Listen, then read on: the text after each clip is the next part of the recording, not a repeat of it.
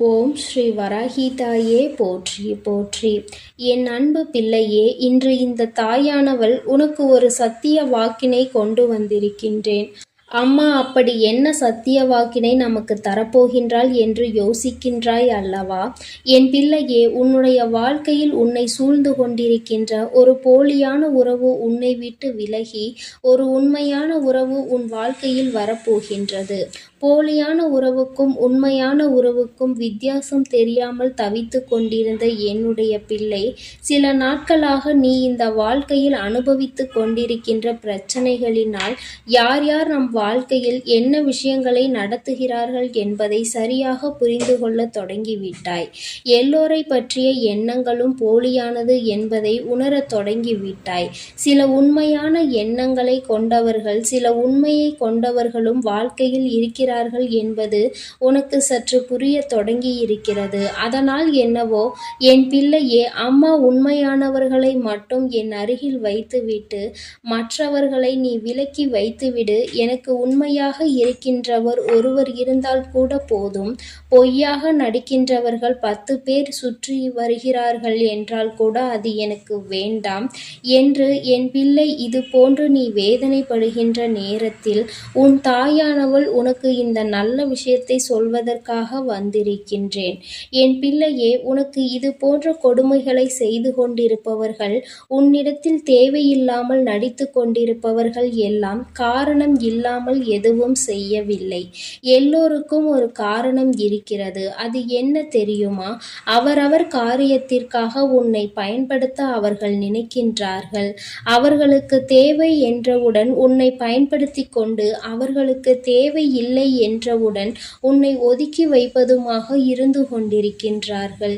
இப்படி அவர்கள் தன்னுடைய சுயநலத்திற்காக தான் உன்னை பயன்படுத்துகிறார்கள் என்பது உனக்கு தெரிய வரும் பொழுது இந்த வாழ்க்கையில் பாதி தூரத்தை நீ கடந்து வந்து விட்டாய். என் தங்கமே, இப்படி ஒவ்வொரு நாளும் இந்த வாழ்க்கையில் நீ கடந்து வருகின்ற பாதைகள் எல்லாமே இது போன்ற போலிகளை தாண்டி வரும் பொழுது உன்னுடைய மனது படுகின்ற பாடு என்னவென்பதை உன் தாயானவள் நான் நன்கு அறிவேன். என் பிள்ளையே, எத்தனைதான் விஷயங்களை நீ உன்னுடைய மன தைரியத்தை இழக்காமல் இருந்தாலும் இது போன்ற உடன் இருந்து கொண்டு நல்லவர்களைப் போல பேசிவிட்டு அதன் பிறகு தன்னை வாழ்க்கையில் கெட்டவர்களாக சித்தரிப்பவர்கள் ஏராளம். அவர்கள் நினைக்கிறார்கள், நாம் என்ன வேண்டுமானாலும் இவர்கள் வாழ்க்கையில் செய்துவிடலாம், இவர்கள் நம்மை ஏற்றுக்கொள்வார்கள் என்று. தன்னை கெட்டவன் என்று எப்பொழுது வெளியில் தெரிகின்றதோ அப்பொழுது அவர்கள் ஆடுகின்ற நாடகம் அப்படியே வெளியில் வந்துவிடும். தான் இப்படி செய்யவில்லை என்று மற்றவர்களை நம்ப வைத்தும் விடுகிறார்கள். உனக்கு மட்டும்தான் தெரியும் இவர்கள் நடந்து கொண்ட விதம் என்ன, இவர்கள் செய்த பிரச்சனைகள் என்னவென்று. என் குழந்தையே, முதலில் இதையெல்லாம் கண்டு நீ பிரமித்து போகாதே. இங்கிருக்கின்ற மனிதர்கள் எல்லோருமே அடுத்தவர்கள் வாழ்க்கையில் என்ன கஷ்டங்களை கொடுக்க வேண்டும் என்றுதான் பெரிதாக நினைக்கின்றார்களே தவிர, யாருக்கும் ஏதேனும் பிரச்சனைகள் என்றால் ஓடி வந்து கை கொடுக்க யாரும் இல்லை. அதுபோலதான் உன்னுடைய மனதை காயப்படுத்த தெரிந்தவர்களுக்கும் ஒருபொழுதும் உனக்கு நல்ல வழியினை காண்பித்து கொடுக்க தெரியவில்லை. அவர்களின் எண்ணங்கள், அவர்களின் வார்த்தைகள் உன் வாழ்க்கையில் கெடுதலை செய்ய வேண்டும் என்பது மட்டும்தான்.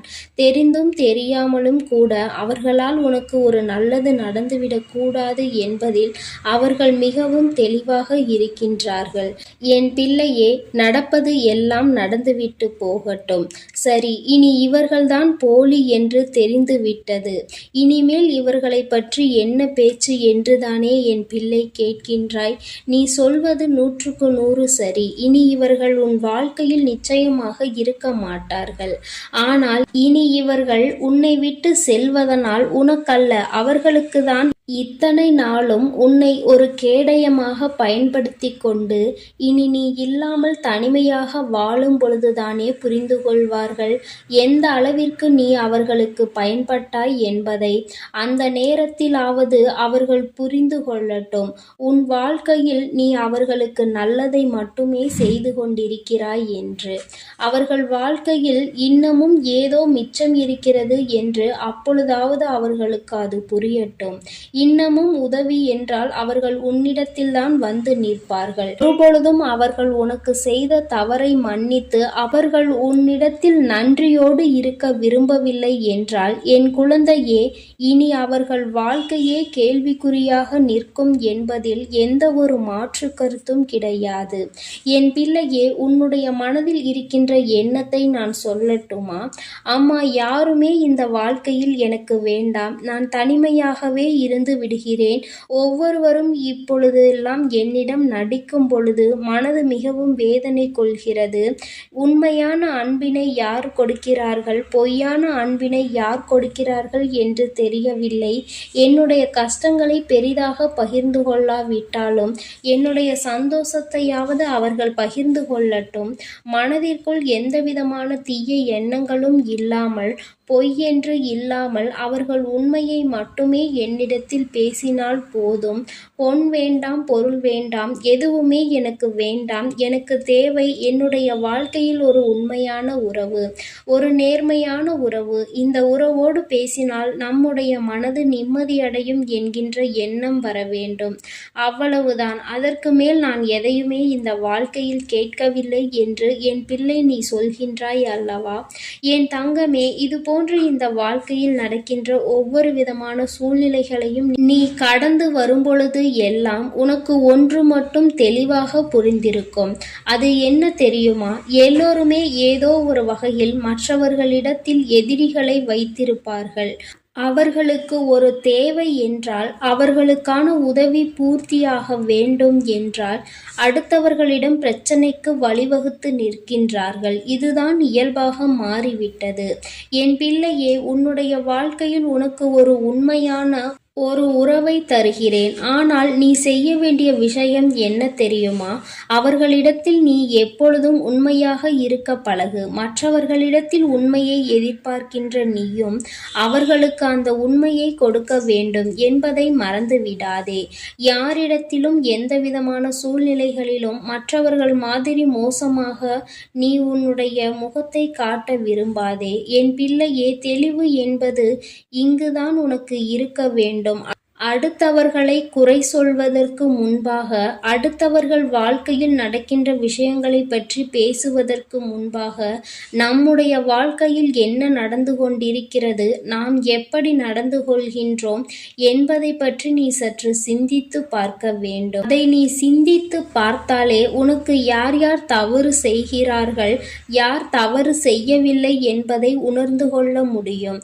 அதே போல இன்னொருவரின் பேச்சை கேட்டு ஒருவரை எப்பொழுதுமே சந்தேகிக்க கூடாது. உண்மை என்னவென்பதை புரிந்து கொள்ள நீ முயற்சி செய்ய வேண்டும் என்றுதான் உன் அம்மா உன்னிடத்தில் சொல்கின்றேன். என் பிள்ளையே, இந்த தாயானவள் உனக்கு இன்று கொண்டு வந்திருக்கின்ற இந்த வாக்கில் நீ தெளிவு பெற வேண்டிய விஷயம் ஒன்றே ஒன்று மட்டும்தான் இருக்கிறது. அது என்ன தெரியுமா?